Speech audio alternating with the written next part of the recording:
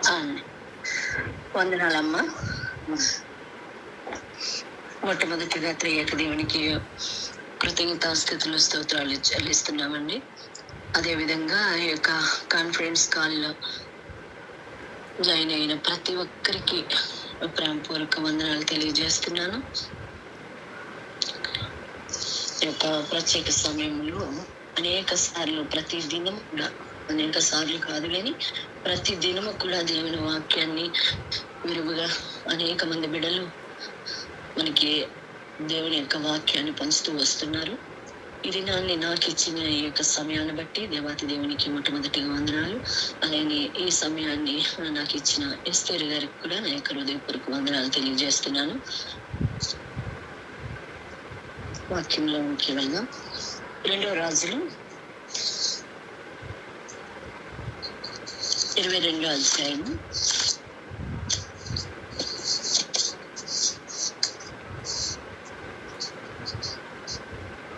14వ వచనాన్ని చదువుకుందాం. కాబట్టి యాజకుడైన హిల్కీయాను, అహికామును, అక్బోరును, సాఫానును, ఆసియాను ప్రవక్త హుల్దా యొద్దకు వచ్చిరి. ఆమె వస్త్రశాలకు అధికారియగు హర్షేషు పుట్టిన తిక్వా కుమారుడైన సల్లూమునకు భార్య అయి యెరూషలేములో 2వ భాగమందు కాపురస్తురాలై ఉండెను. ఆమె యొద్దకు వారు వచ్చి మాట్లాడగా ఆమె వారితో ఇట్లనెను, మిమ్మును నా యొద్దకు పంపిన వానితో ఈ మాట తెలియజెప్పుడి. చిన్న ప్రార్థన చేసుకుందామని. మహాగరుడ మహోన్నతుడు మా గొప్ప తండ్రి, మీకే వేల కోట్లాది కొలది వందనాలు స్తోత్రాలు చెల్లిస్తున్నాం నాయన. అయా ప్రభా, నీకు వాక్యం నీది, బిడలమైన మేము మీ వారము ప్రభా దేవా, నీకు వాక్యాన్ని ఉచ్చరించడానికి కూడా ఆయా ఏమాత్రం సరిపోలేని దానిని ప్రభా ఇదిగున తండ్రి నన్ను మమ్మను మీ యొక్క సిలువ చాటును మరుగుపరిచి ప్రభా ఇదిగున తండ్రి నీ యొక్క నామంలో మమ్మల్ని జ్ఞాపకం చేసుకొని నీ పరిశుద్ధాత్మ నడిపింపును మాకు అనుగ్రహించమని నడిచిన అయ్యా ప్రభా దేవా, ఒకటి దానిని ఆయా ఎన్నిక లేని దాన్ని నేను నన్ను ప్రభా మట్టి దాన్ని నేను నన్ను అయా నీ యొక్క నామంలో ప్రభా దేవా మీరిస్తున్న సమయాన్ని బట్టి మీకు వందనాలు స్తోత్రాలు చెల్లిస్తున్నాం ప్రభు. అయ్యా ఇదిగున తండ్రి నా నోట నీ యొక్క వాక్కును ఉంచుతున్నందుకు మీకు వందనాలు ప్రభా. ఎప్పటి దానిని అయ్యా ప్రభా దేవా, అయ్యా ప్రభా మీ యొక్క మాటలను ప్రభా దేవా పవిత్రమైన వాటిని వచించడానికి కూడా సరిపోలేని దానిని ప్రభా దయతో క్షమించి కనికరించి ప్రభా నన్ను ఒక సాధనంగా ఒక బోరుగా వాడుకోమని ప్రభా. అయా ప్రభా దేవా, అయా మాకు కావలసిన ఆత్మీయ జీవాహారాన్ని మీరే మాకు అందించి ఆయా ప్రభా నీ యొక్క వాక్యాన్ని ధ్యానించుండగా ప్రభా దేవా ఇదిగున తండ్రి నీవు ఆయా మాకు ఈ దినాన్ని వినిపిస్తున్న ఈ యొక్క వాక్యాన్ని బట్టి ప్రభా దేవా ఆయా మీకే వందనాలు స్తోత్రాలు చెల్లిస్తూ మమ్మల్ని మేము తగ్గించుకుంటూ మీ నామాన్ని హెచ్చిస్తూ మీ కృపల్లో మమ్మల్ని జ్ఞాపకం చేసుకోమని ప్రభా కూడి వచ్చిన మమ్మందరినీ పేరు చెప్పిన దీవించండి, ఆశీర్వదించి ఇంకను రాలేకపోయిన బిడ్డల్ని ఆయా మీరు ఆయా ప్రభా మరొకసారి వారికి ఆ అవకాశం దయచేసి నడిపించమని నీ కృపల్లో మమ్మల్ని ఆశీర్వదించమని మా పురుషుడు యేసు క్రీస్తు నామములో వేడుకొంచున్నాం తండ్రి, ఆమేన్. రాజులు 22వ అధ్యాయంలో 14వ వచనం నుండి మనం ఆ కింద భాగాలన్నీ గమనించినట్లయితే అక్కడ హుల్దా అనే ఒక ప్రవక్తని కనబడుతుంది. ప్రవక్తి చాలా మంది ప్రవక్తలను మన యొక్క బైబిల్ గ్రంథంలో లిఖించడం జరిగింది.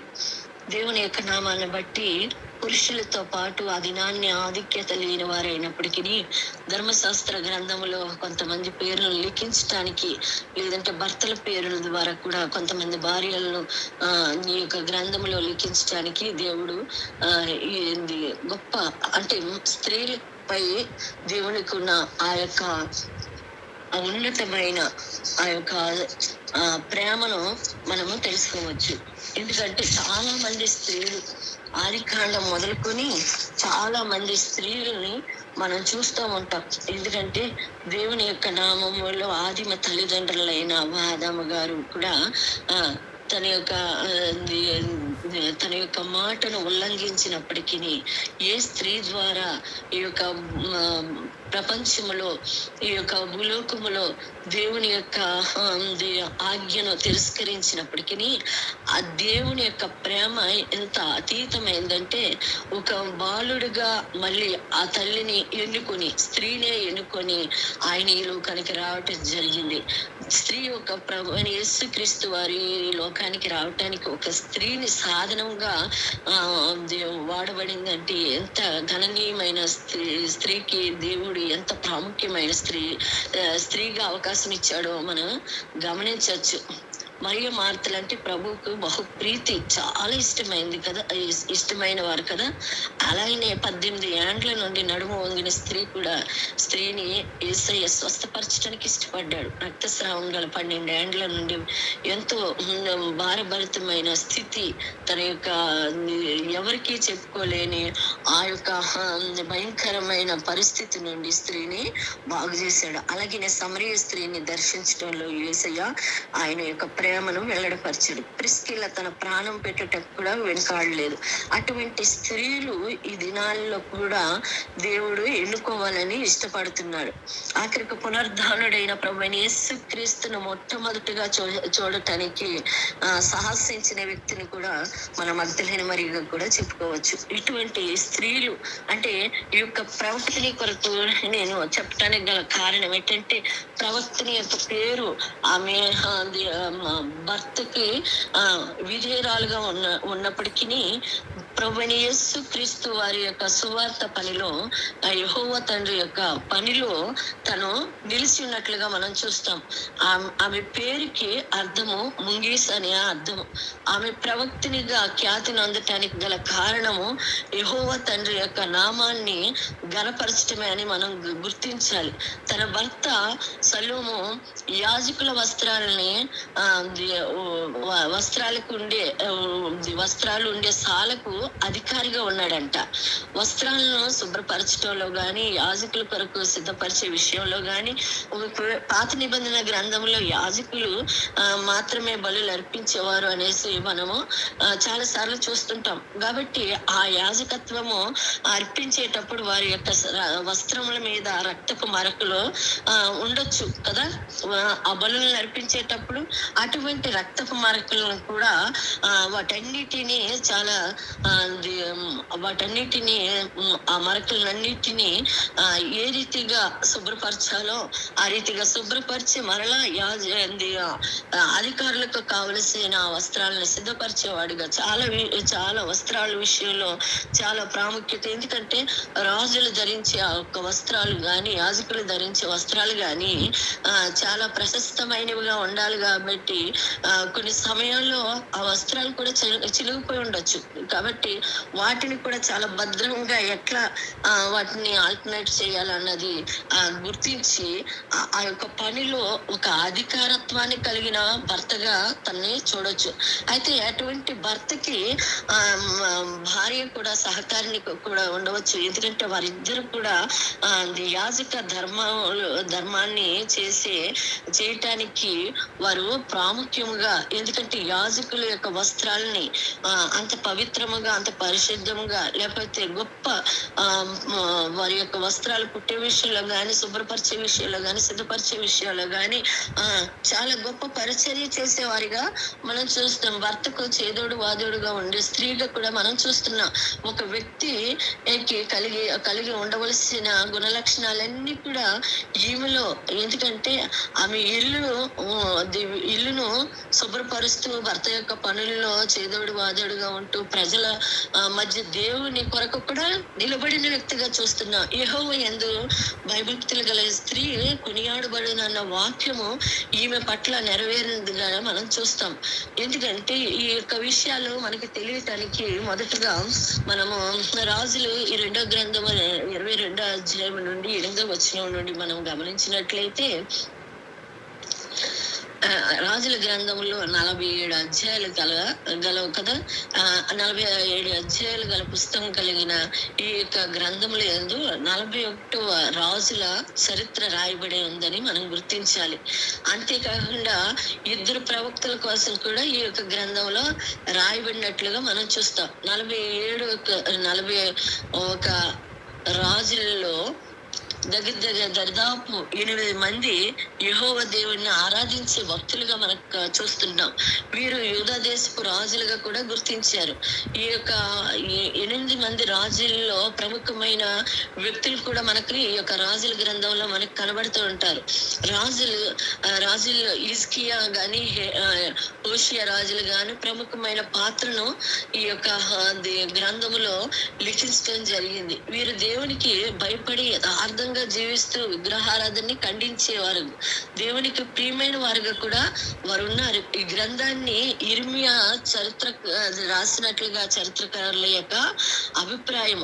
ఎజ్రా అను ఒక యాజకుడు దేవుని ప్రేరణ వలన ఈ చరిత్ర గ్రంథాలన్నిటిని సమకూర్చడంలో ప్రముఖ పాత్ర వహించిన వాడిగా మనం చూస్తాం. ఇది బబులోనులో చెర నుండి యూదుల స్వదేశమును చేరిన తరువాత జరిగిన సంఘటనల గురించి రాయబడినట్లుగా మనం ఈ యొక్క గ్రంథము 22వ అధ్యాయం ప్రారంభం నుండి మనం చూసినట్లయితే ఆ యొక్క హిజ్కియా రాజు కుమారుడైన మనష్షే రాజు కాలము నుండి హోషియా రాజు కాలం వరకు కూడా ప్రజలు భయంకరమైన పాపంతో జీవించారు అన్న. ఎందుకంటే ఇంకా మొదటి నుండి మనం చూసినట్లయితే 21వ అధ్యాయం నుండి మనం 22వ అధ్యాయం వరకు మనం గమనిస్తే ఈ యొక్క మనిషి 55 సంవత్సరాలు ఏలాడు.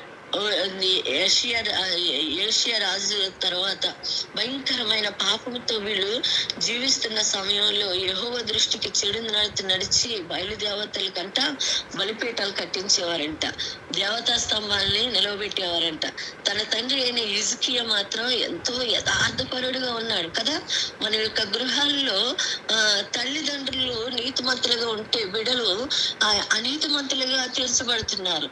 బిడ్డలు నీతిమంతులుగా ఉంటే తల్లిదండ్రులు చాలా భయంకరమైన పరిస్థితులు గుండా వెళ్తున్నారు. ఈ దినాల్లో చాలా భయంకరమైన పరిస్థితి ఆ దినాల్లో కూడా అదే విధంగా ఉన్నట్లుగా మనం ఈ యొక్క వచనాన్ని బట్టి మనం చూడొచ్చు. తండ్రి అయిన హిజ్కియా ఎంతో యథార్థపరుడుగా ఉన్నాడు, నీతిమంతుడుగా ఉన్నాడు. బయలుకు మొక్కకుండా యెహోవా దేవుని సేవిస్తూ సకల ఐశ్వర్యాలతో కూడా దేవుడి హిజ్కియాను ఎంతగానో ఆశీర్వదించాడు. ఆ దేవునికి లోబడటంలో హిజ్కియా చాలా ప్రముఖ పాత్రను చేస్తూ వస్తున్నాడు. తన భక్తి జీవితంలో ఏమాత్రము భయముతో కూడిన భక్తి కలిగి ఉన్నాడు. భయము వేరు, భక్తి వేరు కదా. భయముతో కూడిన ఆ భక్తిని కలిగి ఉన్నప్పుడు ఆ దేవతలకు గాని బయలుదేవతలకు గాని ఆ యొక్క దేవతా స్తంభాలను కట్టించే విషయాల్లో గాని ఎటువంటి విధానంలో కూడా ఆయన ఏమాత్రము వెళ్ళలేదు, మొక్కలేదు, వాటిని సేవించలేదు. అంతేకాకుండా అక్కడున్న జనాంగానికి కూడా ఒక రాజు ఏమి చెబితే అదే చేసే ప్రజలు ఉన్నారు. అమాయకమైన వ్యక్తులు కనబడతారు. కాబట్టి నాయకుడు యథార్థంగా నీతిపరుడుగా రాజు యథార్థంగా నీతిపరుడుగా ఉన్నప్పుడు ఆ యొక్క దేశం యొక్క పరిపాలనలో నెమ్మదత్వము మనం చూస్తాం. అయితే మనిషి అయితే చాలా విగ్రహారాధనను ప్రజలను ప్రోత్సహిస్తూ ఉండేవాడు. అక్కడున్న ప్రజలను ప్రోత్సహిస్తమే కాకుండా ఆయనకు కూడా బలిపీఠములను కట్టించి యెహోవా మందిరమందు బలిపీఠాలను కట్టిస్తూ ఉండేవాడంట. అంతేకాకుండా చిల్లంగితన వాళ్ళని, కన్నపి చాచు వాళ్ళని, సోదిగాండ్లతో అటువంటి వారి భయంకరమైన వ్యక్తులతో సాంగత్యం చేసేవాడంట. ఇట్టి భయంకరమైన పరిస్థితిని కలిగి ఉన్న మనిషిను తన తప్పు తెలుసుకుని యెహోవా వైపు తిరగటానికి మరి తండ్రి చేసిన ప్రార్థన ఏంటో గాని మనిషి తన రాజ్యములో బయలును నిర్మూలించాడంట. చనిపోయే ముందు మనిషి చనిపోయిన తర్వాత తన కుమారుడైన ఆమోను యెరూషలేములో ఏలినట్లుగా మనం చూస్తాం. ఆ తర్వాత చరిత్రను మనం గమనిస్తూ ఉన్నప్పుడు ఇతడు తన తండ్రి వల్లే తిరిగి విగ్రహాలన్నిటినీ వాళ్ళు అర్పించాడంట. తండ్రి నడిచే త్రోవలోనే అమ్నోను కూడా నడిచాడు. వారి యొక్క జీవితాలు చాలా భయంకరమైన దేవుని సేవకులే కుట్ర పని అమ్నోను సంహరిస్తూ, ఎందుకంటే వీళ్ళ యొక్క దురాఘాతాన్ని అక్కడ ఉన్న ప్రజలు ఏమాత్రం కూడా సహించలేక వారే కుట్ర పని ఏం చేశారు, తనని చంపటం జరిగింది. తరువాత తన కుమారుడైన ఏషియాకు 8 ఏండ్ల వయసు ఉంది. అంటే చాలా చిన్న వయసు, చాలా పిన్న వయసు కదా. అంత చిన్న వయసులోనే తన్ని దేవుడు రాజుగా నియమించాడు. తన తండ్రి వల్లే కాకుండా అంత చిన్నవాళ్ళు, తన తాతని సంప్రదించలేదు, తన తండ్రి యొక్క బుద్ధుల్ని తన కునుకు పుచ్చుకోలేదు. కానీ యెహోవా దేవునికి తన పితరులు ఏ రీతిగా అయితే దేవుణ్ణి ఆరాధించి ఉన్నారో, దేవునికి భయపడి యథార్థముగా నీతితో జీవించారో, యెరూషలేమును యూదా దేశమందును ఆయన పవిత్రంగా మార్చడానికి ఆయన కట్టుకున్నాడంట. విగ్రహారాధనని తొలగించడానికి, విగ్రహారాధనని ఖండించాడంట.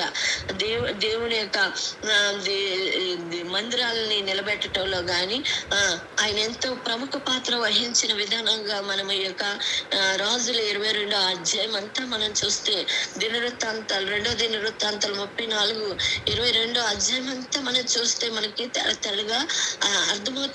విగ్రహాలని తీసివేసి బలిపీఠాలను పడగొట్టి రాజు తన ఏలుబడి యందు దేవాలయములను శుభ్రపరచుకోవటానికి పూనుకున్నాడంటే ఎంత గొప్ప దేవుడు కొన్నిసార్లు కొంతమందిని వెళ్ళగొట్టాడంటే ఆ యొక్క ప్రజల్ని పవిత్రంగా జీవించడానికి, ఆ ప్రజల్ని దేవుళ్ళో నడిపించడానికి, దేవుళ్ళో ఏ మొదట ప్రేమనైతే కోల్పోయారో దేవుడితో ఉన్న సాంగత్యాన్ని మళ్ళీ తిరిగి పొందుకోవటానికి దేవుడు మళ్ళీ గొప్పవారిని తీసుకొని వస్తాడు అన్నది మనం ఈ యొక్క మాటల ద్వారా మనం చూడొచ్చు. దేవుని యొక్క దేవాలయాన్ని ఈయన శుభ్రపరచడమే కాకుండా ఆ యొక్క ఆలయం, సొలొమోను కట్టించిన ఆలయము శిథిలమైపోయినప్పుడు ఆ స్థలాన్ని మరలా తిరిగి కట్టించడానికి దేవుడు యోషియాని ఎన్నుకున్నాడు. ఆ సమయంలోనే చెప్తాడు కదా, తను 18 ఏటకు వచ్చేటప్పటికంట సాఫాన్ అనే శాస్త్రిని కనుగొని తను ఏం చెప్తాడంట, ఈ యొక్క సొలొమోను ఏదైతే కట్టించాడో ఆ మందిరానికి నువ్వు వెళ్ళి అక్కడ ప్రధాన యాజకుడుగా ఉన్న హిల్కీయా వద్దకు, అక్కడ ఉన్న పెద్దల దగ్గరికి, ద్వారపాలకుల దగ్గరికి నువ్వు వెళ్ళి అక్కడ ఎంత రొక్కపు సొమ్ము అయితే ఉంచారో, ఎంత దేవాలయములో ఆ యొక్క దేవాలయం యొక్క ఆ యొక్క భోసానంలో ఎంత అయితే రొక్కమైతే ఉందో దాన్ని తీసి ఆ యొక్క మందిర పనులు చేయటానికి గాని, అక్కడ పనివారికి ఇవ్వటంలో గాని, అక్కడ నమ్మకమైన పనివారిని అక్కడ ఏర్పాటు చేసి తిరిగి మరలా ఆ యొక్క యెరూషలేము మందిరాన్ని మరలా ఏదైతే ఏ దేవాలయం అయితే శిథిలమైపోయిందో ఆ స్థలాలని కట్టించడానికి ఆయన పూనుకున్నాడంట. పూనుకొని సాఫాన్ అనే వ్యక్తిని పంపించడం ద్వారా అక్కడ ప్రధాన యాజకుడు ఉన్న హిల్కియా దగ్గరికి వెళ్ళినప్పుడు ఆ యొక్క హిల్కియా అంట అక్కడ దేవాలయం అంతటిని శుభ్రపరిచి కదా. ఎవరైనా ఒక స్కూలు యాజమాన్యంలో ఉన్నప్పుడు అక్కడ ఇన్స్పెక్షన్ కి వస్తారు అన్నప్పుడు అక్కడ ఆ యొక్క ప్రాంగణాలు అన్ని శుభ్రపడిపోతాయి. మంచి ఎవరైతే మంచిగా చదువుతారో బిడ్డల్ని ఫ్రంట్ లైన్ లో మధ్యలో నిలబెట్టి, అంటే ఎవరిని ఎక్కడ ఏ క్వశ్చన్ అడిగినా చెప్పాలని ఎంతో సిద్ధపాటు కలిగి ఉంటారు. అదే విధంగా ఇక్కడ తిని వెళ్ళేటప్పటికి హిల్కియా తన యొక్క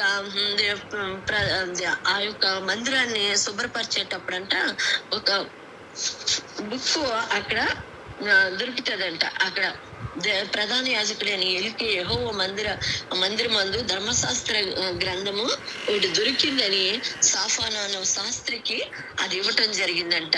మరి ఈ యొక్క రొక్కపు సొమ్ము అయితే ఆ యొక్క పని వారికి అక్కడ ఎవరైతే నమ్మకంగా పనిచేస్తున్నారో వారికి నీవు ఇమ్మని, వాటిని శుభ్రపరచమని, ఆ స్థలానికి శుభ్రపరిచే వారికి ఇమ్మని చెప్పావు. అయితే ఈ బుక్ ని నేనేం చేయను అనేసి అడిగినప్పుడు అది రాజైన రాజైన హోషే సముఖమందు అది చదివి వినిపించినప్పుడు తన బట్టలు చింపుకొని ఇల్కియా అధికారులు యూదుల పెద్దలందరినీ పిలిపించాడంట హోషేయ.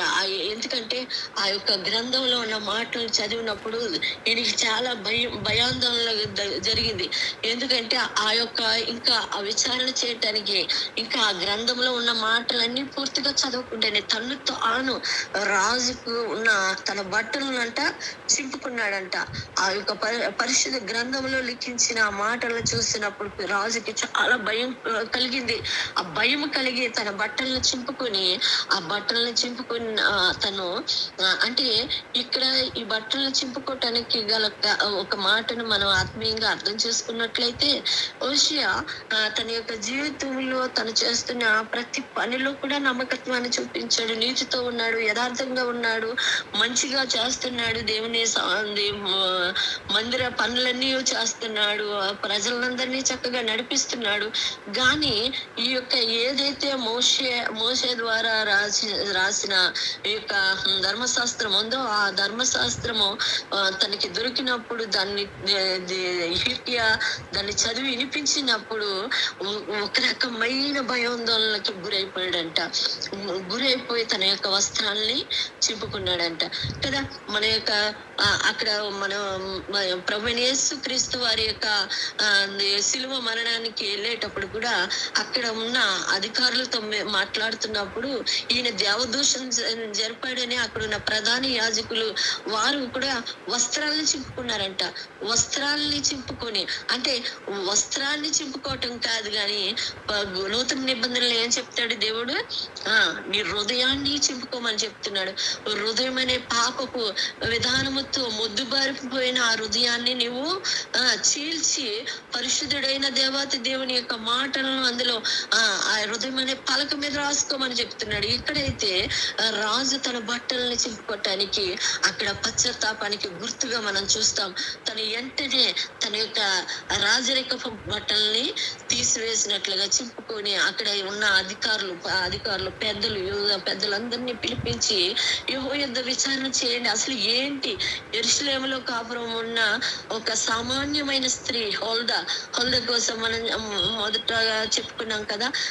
ఆ యొక్క సామాన్యమైన స్త్రీగా అనుకుంటున్నారు కానీ ఆమె సామాన్యమైన స్త్రీ కాదు అనేసి ఈ యొక్క యూద పెద్దలు ఆ యొక్క అధికారులు అక్కడ ఉన్న వారందరూ కూడా యెహోవా యొద్ద విచారణ చేయమని ఆ హోల్దాని కోరటం జరిగిందంట. ఎందువల్ల హుల్దా ఒక ఇల్లాలుగా ఉండిపోలేదు కానీ హుల్దా ఒక నీతిని కలిగిన వ్యక్తిగా ఉంది. ఆయన హుల్దా భక్తి పరురాలుగా ఉంది. మొట్టమొదట దేవుని యొక్క కార్యాల విషయంలో చాలా జాగరూకత కలిగి ఉంది.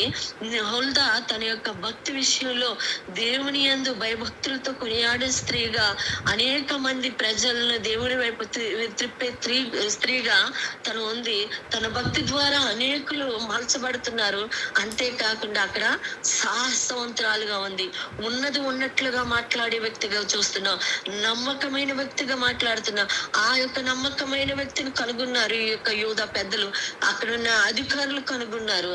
కాబట్టి హోషేయ చెప్తాడు కదా, మీరు యెహోవా యొద్ద విచారణ చేయండి అన్నప్పుడు యెహోవా యొద్ద విచారణ చేయటానికి ఒక వ్యక్తిని ఒక సామాన్యమైన స్త్రీగా అనుకున్నారు కానీ ఆ యొక్క ఎంత ప్రముఖమైన స్త్రీ అని మనం చూడగలం. ఒక ప్రవక్తినిగా దేవుడు మార్చడానికి అక్కడ పెట్టి ఉన్నాడంటే కదా.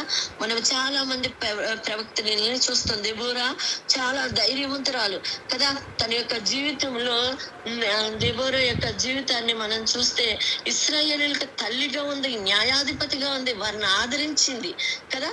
అంతటి దెబోరా స్త్రీని మనం చూడగలం. అదే విధంగా ఇక్కడ హుల్దా అనే ప్రవక్తిని కూడా మనం చూడగలం. ఆవిడ ఎంత ధైర్య సాహసాలు కలిగి ఉందో ఈవిడ కూడా అంత సాహసవంతురాలుగా ఉంది. ఎందుకంటే రాజు యొక్క పెద్దలు వారందరూ పంపించినప్పుడు అయ్యో అధికారులు వచ్చారు కదా, మనము ఉన్నట్టు చెప్తే మనల్ని లేపేస్తారేమో అనుకోలేదు. కానీ దేవుని కొరకు నిలబడటానికి గొప్ప సాహసవంతురాలుగా అక్కడ ఉంది. అందువల్లే తన్ని కనుక్కొని ఆ యొక్క ఏ యొక్క యాజకుల యొక్క రక్తపు మరకలను శుభ్రపరచడానికి, తొలగించడానికి భార్యాభర్తలు ఇద్దరు చేదోడు వాదోడుగా పనిచేసినారు. ఇక్కడ ప్రతి మనిషికి ఉన్న పాపపు స్వభావాన్ని, పాపపు విధానాలని కూడా కడగటానికి ఆమె సిద్ధపడినట్లుగా మనం చూస్తాం. హోషేయ పంపించిన పెద్దలు గాని, యాజకుడైన హిల్కీయా గాని హుల్దా యొద్దకు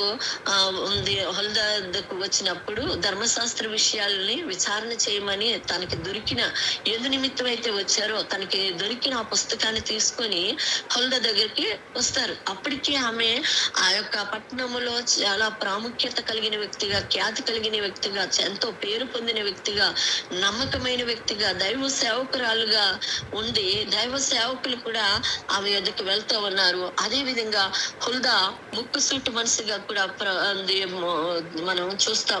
ఎందుకంటే ఉన్నది ఉన్నట్లుగా కుండ బద్దలు కొట్టినట్టు అని చెప్తాం కదా. ప్రభు వర్తమానము ఉన్నది ఉన్నట్లుగా చెప్పే వ్యక్తిగా మనం చూస్తాం. రాజు యొక్క 3 అంశాల గురించి మనం చూసినట్లయితే రాజుకు 3 విషయాల కోసం విచారణ చేయమన్నాడంట. ఏంటి? రాజు విషయం అందు ఒకవేళ నేను ఏదన్నా తప్పు చేశానా, ఎందువల్ల ఈ మాట దేవుడు రాయించి ఉంచాడు అనేసి అదొకటి. జనుల విషయంలో ఒకవేళ జనులు ఏ రకంగా దేవునికి ఆయాసకరమైన పనులు చేస్తున్నారో ఆ విషయాన్ని గాని, అక్కడున్న యూదా వారి విషయంలో గాని విచారణ చేయమని పెద్దలందరినీ, అధికారుల్ని హుల్దా దగ్గరికి పంపించడం జరిగింది. దేవుడు రాజు ఎంతో నీతి పరుడుగా ఉన్నాడు, యథార్థంగా ఉన్నాడు. తన యొక్క తండ్రి గాని తాతని గాని అనుసరించలేదు. పితరుల దేవుడైన యెహోవా తండ్రిని ఆశ్రయించాడు. అంతేకాకుండా ఆ యొక్క దేవాతి దేవుడైన ఆ యొక్క మందిర స్థలాలను కూడా బాగు చేశాడు. ఇంత గొప్ప వ్యక్తిగా, ఇంత గొప్ప రాజుగా ఉన్న ఈయన భయపడుతూ ఒక ప్రవక్తిని దగ్గరికి యెహోవా యుద్ధ విచారణ చేయండి అనటంలో కూడా ఆయన మూర్ఖంగా వెళ్ళిపోలేదు, సోదగాండ్లను ఆశ్రయించలేదు, చిల్లంగి వారిని ఆశ్రయించలేదు. కానీ దేవుని భక్తుల దగ్గరికి ఆ ఏదైతే ధర్మశాస్త్రము దొరికిందో ఆ పుస్తకాన్ని పట్టుకొని హుల్దా దగ్గరికి రావటం జరిగింది. హుల్దా రాజులకు అక్కడ ఉన్న ప్రజలందరికీ ఆశ్రయదుర్గంగా ఉందంట. ఆమెలో మొట్టమొదటి లక్షణము ఆమె భక్తి. ఎంత భక్తి కలిగి ఉంది కాబట్టి భక్తి కలిగిన మనం ఏం చేస్తాం? మిగతా వారికి అండగా ఉంటాం. కొన్నిసార్లు దేవుని వాక్యం మనలో లేకపోతే నిరుత్సాహమైన మాటలు ఇతరులు పలుకుతున్నప్పుడు మనం బలపరచలేము. దేవుని వాక్యాన్ని మొట్టమొదట మన హృదయంలో దాచుకున్నప్పుడు మాత్రమే ఇతరులకు ఆశ్రయంగా మనం ఉండగలము, ఇతరులను బలపరిచే వారిగా ఉండగలం. కొన్నిసార్లు చాలా ఇరుకైన పరిస్థితుల గుండా చాలా మంది వెళ్తా ఉంటుంటారు. వెళ్ళినప్పుడు దేవుని వాక్యం ద్వారా వారిని హెచ్చరించి బలపరిచే వారిగా ఉండాలి అన్నదే ఈ యొక్క హుల్దా యొక్క జీవితం ద్వారా మనం మొట్టమొదటి ఆ లక్షణాన్ని మనం కూడా సంతరించుకోవాలి. రెండవదిగా ధైర్యవంతురాలు.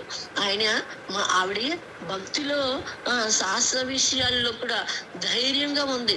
ఎందుకంటే దేవుడు తన కొరకు రాయించిన పరిశుద్ధ లేఖనములో తన కొరకు రాయిస్తాడని ఆమెకు ఆ సమయంలో తెలియదు. కానీ ధర్మశాస్త్రము లేనప్పుడే వారు దేవుని యొక్క వాక్యాల్ని, దేవుని స్వరానికి లోబడ్డారు.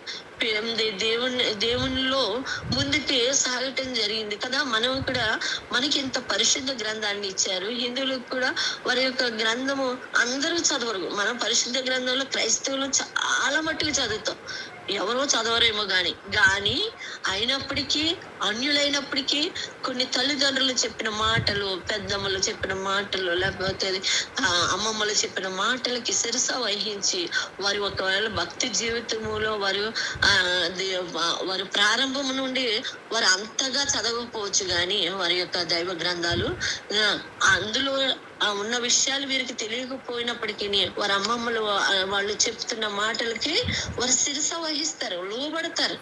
కానీ దేవుడైతే మనకి ఎంత చక్కగా దేవుని పరిశుద్ధ గ్రంథాన్ని మనకి ఇవ్వటం జరిగింది. కాబట్టి మనం ప్రతి దినము దేవుని వాక్యాన్ని చదివినప్పుడు మాత్రమే ఇతరులకు ఆశీర్వాదకరంగా మనం మార్చబడతాం. దేవుని యొక్క వాక్యాన్ని చదివినప్పుడు అది మన హృదయంలో ఉండినప్పుడు సరైన సమయంలో కదా, ఒట్టిగా మనం సువార్త చెప్తే ఎవరు ఎనరు. కానీ ఆ సమయానికి కొరకు ఎదురు చూసుకోవాలి, ప్రార్థనతో కనిపెట్టాలి. ఎందుకంటే మా ఇరుగు పొరుగు వారితో మన ఒత్తిడి మన మాటలు చెప్పామనుకోండి, అది మన దేవుణ్ణి ప్రచురిస్తున్నామేమో అని చిన్నబుచ్చుకుంటారు. కాబట్టి దేవుని వాక్యాన్ని చెప్పటానికి ఏదో ఒక సమయం వస్తుంది. వారితో మనం మాట్లాడుతున్నప్పుడు ఏదో రకంగా మన సాక్షి రూపంగా ఆ మాటలను దేవుణ్ణి మనం దేవుణ్ణి నిలబెట్టచ్చు. కొన్నిసార్లు మన ఇరుగు పొరుగు వారు మనకి వారి యొక్క పండగలకి కొన్ని వస్తువులు తెచ్చి మనకి ఇస్తుంటారు. ఇచ్చినప్పుడు కొన్నిసార్లు వారిని బాధ పెట్టడం ఎందుకని తీసుకొని ఇతరులకు ఇవ్వటమో ఏదో చేస్తారు. కానీ ఆ సమయంలో మనం ఏం చేయాలంటే మన యొక్క ఎంతవరకు మన నీతి ఉంది, దేవుడు మనల్ని పరిశుద్ధపరుస్తాడు. దాన్ని ఏమంటాడు తిమోతి గ్రంథంలో, దాని విషయంలో మీరు నిషిద్ధమైంది ఏది లేదు కాబట్టి దాని విషయంలో మీరు ప్రార్థన చేసుకొని సముఖపు రొట్టెలు దావీదు తిన్న విధానాన్ని జ్ఞాపకం చేస్తూ తిమోతి అక్కడ రాస్తాడు. కానీ అప్పటికి మన భక్తి ఎక్కడ ఉండాలి, మన భక్తి ఏ స్థాయికి చేరి ఉండాలి? మనము మన భక్తిలో సరైన అనుభవాలు కలిగి ఉంటే దేనినైనా మనము ప్రార్థన చేసి తీసుకోవచ్చు. కానీ మనము అంతగా ప్రార్థన చేయం కదా. మన కష్టం వచ్చినప్పుడు దేవునిలో మనము ముందుకు సాగుతాం. కాబట్టి ఆ మాటల్ని వారికి చెప్పాలి. ఎందుకంటే మేము దేవుని యొక్క వాక్యాన్ని మేము దేవుని గ్రంథములో బలులు కర్పించేవి కానీ లేదంటే ఆ మూలను పెట్టినవి కానీ మేము తినకూడదని మా యొక్క బైబిల్ గ్రంథంలో రాసి ఉంది. కాబట్టి మేము తినటానికి, ఎందుకంటే మీరు నొచ్చుకున్న మా జీవం గల దేవుని వైపు మేము చూస్తున్నామని సాక్ష్యం చెప్పినప్పుడు ఆ సాక్ష్యానికి మనం కూడా పవర్ఫుల్ గా ఉంటే వారు వేరేగా అర్థం చేసుకోరు. రేపు పొద్దున వారికి ఏదన్నా కష్టం వచ్చినప్పుడు వారే మనల్ని ప్రార్థన చేయమని అడుగుతారు. కానీ మన దేవుణ్ణి మనం ఒప్పుకోలేకపోతే ఆ సమయంలో దేవుడు మనకి అవకాశం ఇచ్చాడు, వారే మనకి తెచ్చిస్తున్నారు. దేవుణ్ణి ప్రకటించాలి, అదే విధంగా చెప్పాలి, ఏది వాళ్ళు తీసుకొట్టలేదు. అది ఎప్పుడైతే మనం అట్లా ఉంటామో ఎదుట వారికి మనము ఆశ్రయంగా మనం ఉంటామో దేవునికి వారిని మనం దగ్గర చేయటానికి దేవుడు మనల్ని ఏర్పరచుకున్నాడు అన్న విషయాన్ని మనకి కూడా తెలుస్తుంది.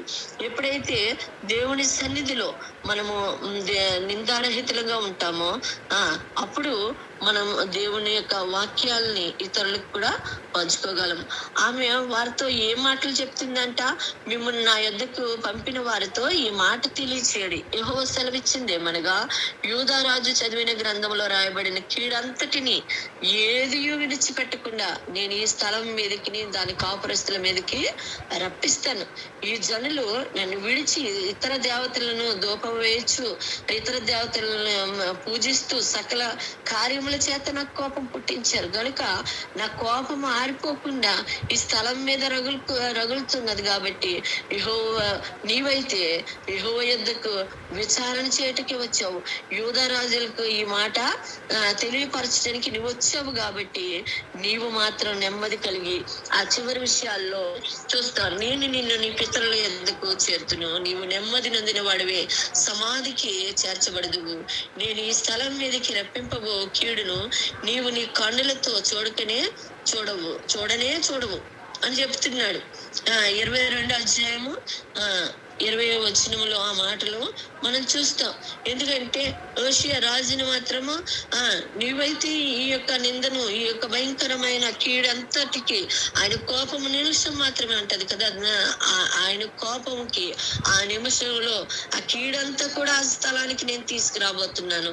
కాబట్టి నీవైతే నెమ్మది కలిగి నీ పితరుల యొద్ద నీవు కార్చిన కన్నీరు ఆ 19వ వచనం నుండి కూడా చూస్తే ఇశ్రాయేలు దేవుడైన యెహోవా సెలవిచ్చింది ఏమనగా, ఈ స్థలము పాడుగుననియు దాని కాపురస్తులు దూషణాస్పదులకు ద్రోణి, నేను చెప్పిన మాటలు నీవు ఆలకించి మెత్తని మనసు కలిగి యెహోవా సన్నిధిని దీనత్వము ధరించి నీ బట్టలు చింపుకొని నా సన్నిధిని కన్నీళ్లు రాల్చితివి గనుక నీవు చేయు మనవిని నేను అంగీకరించినాను అన్నాడు. ఆయన ఆ మాటలు వినినప్పుడు ఆ యొక్క ధర్మశాస్త్రంలో ఉన్న వాక్యాలని చదివి వినిపించినప్పుడు వెంటనే కూడా తన యొక్క పశ్చాత్తాపానికి గుర్తుగా తన బట్టలని చింపుకున్నట్లుగా, అంతేకాకుండా దీనత్వం ధరించాడు, పశ్చాత్తాప పూర్ణుడే కన్నీరు విడిచాడు. కాబట్టి దాని వల్ల నీ మనవి దేవుడు అంగీకరించాడు.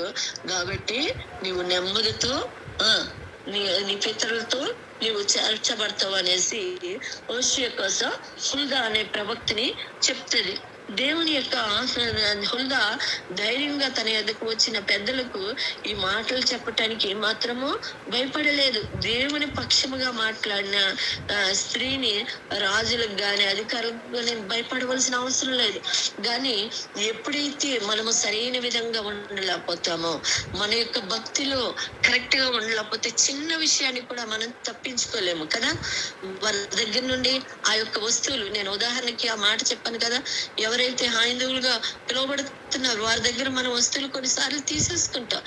ప్రార్థన చేసుకొని తినమన్నాడు కదా దేవుడు అన్నట్టు కొంతమంది మూర్ఖంగా కూడా పనులు చేస్తుంటారు. కానీ మన యొక్క భక్తి జీవితము ఎట్లా ఉండాలి? మనం ఇతరులకు ఆశీర్వాదంగా మారాలంటే మనం భక్తి పరులమై ఉండాలి. భయంతో కూడిన భక్తి మనలో ఉండాలి. సాహసవంతుల ప్రతి మాట ముక్కుసూటిగా మనం వెళ్ళాలి. చాలా సార్లు ముక్కుసూటిగా మనం వెళ్ళటానికి ఇష్టపడము. ఎందుకంటే దానివల్ల చాలా కీడును, చాలా ఉగ్రతను మనం అనుభవించాలని భయంతో ఉంటాం. నమ్మకమైన వ్యక్తిగా ఉంది. అంతేకాకుండా దేవుని వర్తమానం ఉన్నట్లుగా ఆవిడ చెప్పటం జరిగింది. ప్రవక్తల కదా వీళ్ళు, రాజు కదా, మనకి ఎందుకు వచ్చిందిలే, ఏదో చెప్పొచ్చులే, ఈ సమయంలో ఏదో మాట చెప్తే కొంత ఊరట పొందుతారు అనుకోలేదు. ఉన్నట్లుగా తను చెప్పిన ప్రవక్తనిగా చూస్తున్నాము. మానవులకు దేవునికి మధ్యవర్తిగా ఉన్నట్లుగా చూస్తున్నాం. అక్కడ ఉన్న రాజులు ఏదైతే విచారణ చేయమన్నాడో విచారణ చేయటానికి యెహోవా దగ్గర మధ్యవర్తిగా ఉన్నట్లుగా, దేవునికి మనుషులకు మధ్యవర్తిగా ఉంది.